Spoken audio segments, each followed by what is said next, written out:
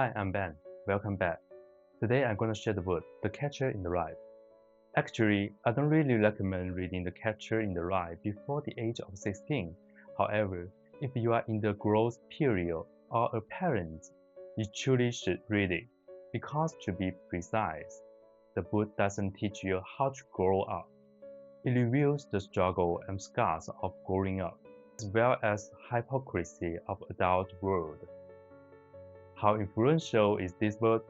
There are several famous examples. In 1980, the murderer who killed John Lennon was found carrying this book when arrested, and he even changed his name to the protagonist's names in the book, Holden Caulfield. During the trial, he even read a passage from the novel to police with the court. In 1981, when the person who attempted to assassinate U.S. President Reagan was arrested, the book was found in his hotel room. It has also been identified as one of the most strictly censored books in American high school libraries, and from being read by high school students. A teacher was once fired for assigning this book as homework in class. The focus of these doubts and censorship is easy to see. The entire book has more than 70,000 words, with 796 uses of fact alone, not to mention other contents like encouraging rebellion, promoting underage smoking, drinking, liking, and other values that violate public order and conscience. But in social psychology, there's a phenomenon called the Streisand effect. The more people are forbidden to see something, the more curious they become about what it's about. As a result, to this day, its cumulative sales have reached 65 million copies. Now the books are also sharply divided. Basically, as many people love it as hate it. Those who dislike it say it's full of swear words, a rambling mess that's impossible to understand. Those who love it say, you can't understand it at 18, but you cry at 38. If you think heavily after reading the book, many people today are similar to the Holden. They hate the adult rage dealing with the world, playing a positive role in social media, being a peacemaker in human relationships, being the MVP and dinner parties. When meeting someone, you must say nice to meet you, and when partying, say let's meet next time. But no one knows where the nice comes from or when next time actually is. The world rushes you to grow up, pointing at you at 21 and saying you're almost 30, so immature. In the book, we see the teacher earnestly trying to seek Holden, say, "This isn't good for you, think about your future." He said, the mark of an immature man is that he's willing to die heroically for a cause, while the mark of a mature man is that he's willing to live humbly for a cause. The teacher takes maturity too far. After Holden falls asleep, the old man touches his face, attempting some indescribable physical contact. Until why we put deep in the mile in quotation mark. Holden seems beyond redemption. But unlike typical novels, his family isn't poor or rich, so the influence of the so-called original family on his value is minimal. His teenage cynicism sometimes seems groundless. At 17, 6 feet 2 inches tall, his catchphrase is "Goddamn it." This is his fourth implosion, failing 4 out of 5 subjects. As he said, "I didn't study at all." His biggest trait is disliking everything: school, teacher, the principal, dormitory, passerby, friends. Nothing escapes his criticism. So, when he talks about anything, it's likely he's anti-society and anti-human. Take the Salinger Memorial Building at his school, named after a graduate who makes a fortune in funeral business. He drove a dazzling Cadillac onto the playground before a game, and the principal arranged for students to give him a huge wave. The next day, the school held a special speech by Salinger, which Holden said lasted at least 10 hours, full of 50 chill jokes and showed how approachable he was. Then we talk about how hard he worked, advising everyone to kneel and pray to God when facing difficulty. Just as Moore picked, a student parted loudly, made everyone laugh. Salinger pretended not to hear, but the principal scolded the entire school the next day, saying the 14th student wasn't worthy to attend. In such a school, principal was staring for $1 million. His family is middle class, so life is comfortable. On the first day of school, he carried designer bag to the dormitory. His roommate, being inferior because the bag's luxury, quietly his ordinary old bag under the bed instead of on the shelf. Holden noted and moved his bag under the bed to avoid hurting the roommate. The next day, the roommate took Holden's designer's bag out and put it on the shelf, pretending it was his own. As Holden puts it, everyone at school is phony, pretending to study while secretly talking about rubbish, girls, alcohol, and sex. Only his classmate, Robert Ackley, a fat guy with any stripe stuck his teeth, wearing red clothes and a chatterbox. Holden pretends to hate him and ignore him, but because no one likes this fact, Holden takes pity on him and considers him his only confidant at school. Being expelled doesn't make him sad. He was no close friends and other aunts shocked by the news. He thought his roommate was a real fan, admiring his good look and intelligence. Couldn't stand that the roommate went on the date with a girl whose name he forgot. A girl who was once Holden's wife life, beyond belief, and crushed. When the roommate returned, Holden asked what they did and if he sent his regards. He wasn't jealous, but he knew the roommate was up to no good. The answer engaged Holden, who attacked first but was pinned down and beaten. His only 4 choices in his life, both losers, fucking the toughest shit, taking the worst beatings. He plans to leave school on Wednesday, but after the fight, he decides to leave that day. Blood on his face, he packs and suddenly feels sad, not for the farewell, but because he sees a pair of ice skates his mother gave him.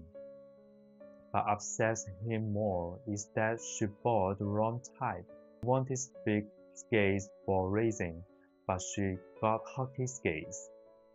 Near midnight, after packing, he stands at the stairwell, taking one last look at the shabby corridor. He feels like crying. On his red hatting cap backward. Yes. Sleep tight, you morons. At the top of his lungs and lips. On the chain, he sits next to a classmate's mother. The classmate is the biggest bastard. Holden knows he'd rip others' butts with a wet towel after showers. Unable to bear hurting a mother's brow, Holden lies, saying her son is popular and was elected class president, but declined out of modesty. The mother was overjoyed, inviting him to vacation, and he claimed he would go to South America with her grandma. His real pain is stay in a cheap NYC hotel for 4 days, then go home when his parents' anger over his expulsion has faded. After arriving, he spent 20 minutes in a phone booth, unable to decide who to call. Standing on the cliff of 17, his brain growing up happened in an instant, but no one tells you what it means or why. He desperately wants to talk to someone. He asks a cab driver where the Central Park does go in winter. The driver replies, $200 if you puke in my car. Finding the driver funny, he offered to buy him a gin, but the driver brushes him off. He wants to call Jane to reminisce about childhood, maybe rekindle their relationship, but fails waking her and respect her too much to play games. The city's night is full of hypocrisy and greed.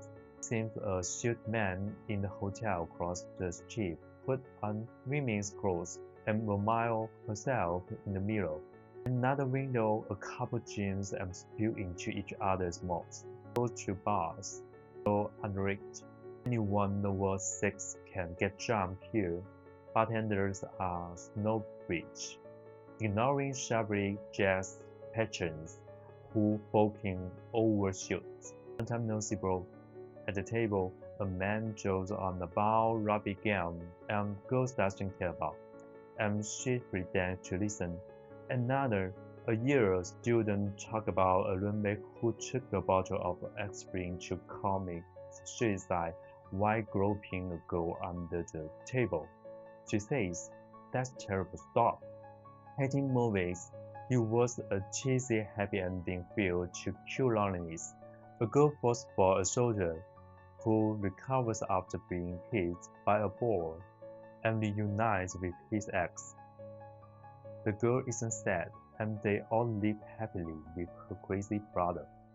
Holden wants to vomit, but a woman next to him cries uncontrollably, ignoring her child begging to go to the bathroom. He also attends highbrow art and avant-garde plays with his ex-girlfriend because he has no one else to ask. During intermission, everyone smokes and loudly prays the break to seem intelligent. When his ex runs into an old acquaintance, and greet each other like long-lost childhood friends. Though they probably met once, chatting for 10 hours about mature context. Drinking into 1 a.m., he gets drunk and pretends he's being shot in the stomach, crushing his abdomen to stop the bleeding.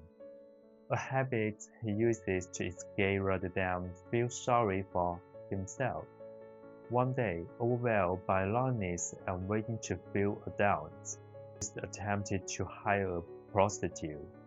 When she arrives, he gets nervous, talks about her name and hometown, and gives her $5 just to chat. After she leaves, Pink comes to stop him, selling him all $10.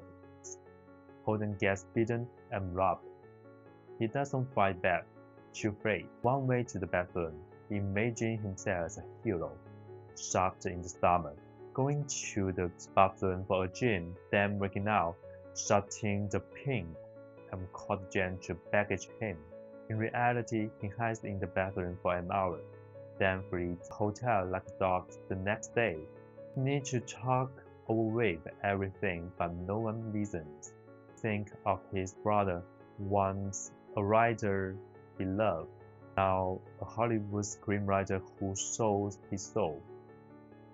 He misses his younger brother, Ali, who was points on a baseball glove and was 15 times smarter, dying of leukemia.